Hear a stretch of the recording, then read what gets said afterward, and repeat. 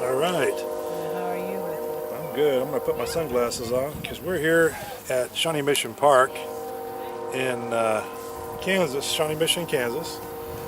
And today is Saturday, October the 18th, Right. 2014. And I'm here with my mom, JoAnn Englund, formerly JoAnn Soriano. And we're just going to talk a little bit about her life. So this is video number 1, and I wanted to ask you some questions, some simple, some questions about, like, where were you born? Paola, Kansas. Yeah, and you were born on Christmas Eve, December 24th, 1932. 1932. And you know what hospital you were born in? I was born in a nursing home. Oh, I really was. There was no hospital, and so the doctor went to the nursing home and met my mother there. And it was, it was a sanitary facility, so do you remember what nursing home it was? no. It was in Paola? Uh-huh. All right, and then how long did you live in Paola when you were younger? 2 years. Oh, so you were only there for 2 years. And we lived with my maternal grandparents. You lived with your maternal grandparents. So your mom and dad The Mullenses. the Mullenses in Paola, Right. in their house. In their house in Paola, they had retired from their farm, which I think is basically an Osawatomie, and they retired to town in Paola, and they had about 10 acres there. They even had an orchard. They had 2 cows. And that was your mom's mom and dad? Uh-huh. Wow, so what year was that? What year were you born? 1932. 32. So you lived in Paola in 32, maybe in 33? And 34 probably. 34. And then my parents went to Hatton, Arkansas, where the other paternal grandfather lived. What was his name? And his name was Stephen Douglas. And some people say that he was the prototype for the Music Man because he had an all-woman orchestra, about 10 women, I think. And they lived in he had a former plantation that had a lot of little houses on the plantation, and that's where my mom and dad and I lived, but we'd go up to the big house for meals. So you moved from Paola to Arkansas. Uh-huh. And how long did you live in Arkansas?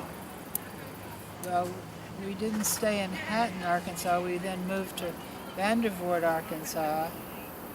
And in the census for 1940, we were living in Vandervoort, Arkansas, and my father was paying a rent of $5 a month for the house and barn. And the whole you were there, your mom and dad and the kids, your brothers and sisters were all there? You were paying $5, your dad was paying $5 a month? Uh-huh. Well, it was JoAnn, myself, Betty Lou, who was 4 years younger, and Richard, but Bob hadn't been born yet. Then we moved to Heavener, Oklahoma. Heavener, Oklahoma. Yeah, it's right up, it's just on the other side of the border of Arkansas and Oklahoma. But I should say when I was in Arkansas, I had polio at the age of 6. And at that time, it was 1938, nobody knew anything about what to do about polio, so they told my parents that I'd never walk again and to take me home and put me in bed. And my mother said, "Oh, you're going to walk again." You're gonna walk again. So for a year I practiced walking in around chair to chair to chair for a year, and my mother taught me at home because she was an elementary school teacher. And then when I went back to school, I didn't miss a year. Nice. So, how long did you live in Oklahoma? Until I was 11. Let's see. it was during the Second World War, and my father got a job for armor packing, meat packing, Yeah. and we got rid of the 2 cows. We had 2 cows, Betty and Peggy, and got rid of all the chickens, and we moved to Kansas City, Missouri. And then a year later, they bought a house in Kansas City, Kansas, 246 North 32nd Street. And so that was during World War II? Uh-huh. So was that 42, 43, or earlier? When you moved to Kansas City, Kansas? When we moved to, well, first let's go to Kansas City, Missouri. I'd never seen a traffic light in my life. And my mother was in bed. She was pregnant with Freddie, my youngest brother, and I had to walk 5 blocks to school through traffic lights, and I'd never seen traffic lights in my life. And I had to, and that was Betty's first year.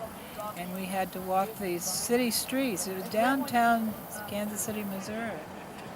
And what year is that again? 43.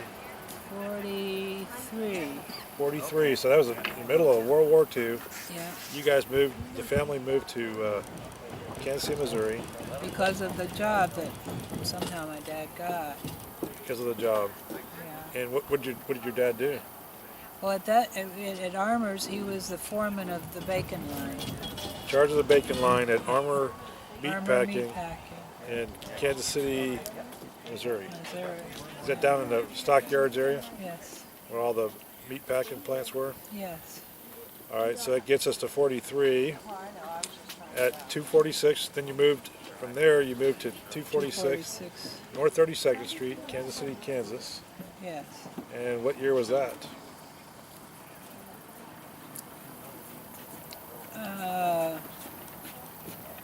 That must have been 1945. 1945. So that's the year. I think the war ended in 45. Is that right? Yes.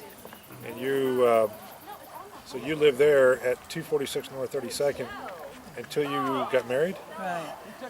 And what year did you get married? Trying to feed him the worm. 1951. 51, you got married, and you met Dad at a blind date at a KU-MU football game. Thanksgiving Day football game. Thanksgiving Day. So was it at the KU Stadium or MU Stadium? Was in Columbia, Missouri. So you met Dad in Columbia, Missouri. That's the first time you guys met. Yeah. And who set the blind date up? My friend Shirley, I can't remember her last name, but her fiance was a fraternity brother of Dad's. And And- was Dad in school at the time? Yes, he did Rolla School of Mines and Metallurgy. I don't know what they call it now. I know they've changed the name. I don't remember the name off the top of my head, but so you met Dad in. I'm going to stop the movie now, and this will be end of segment number 1. That covered a lot of territory.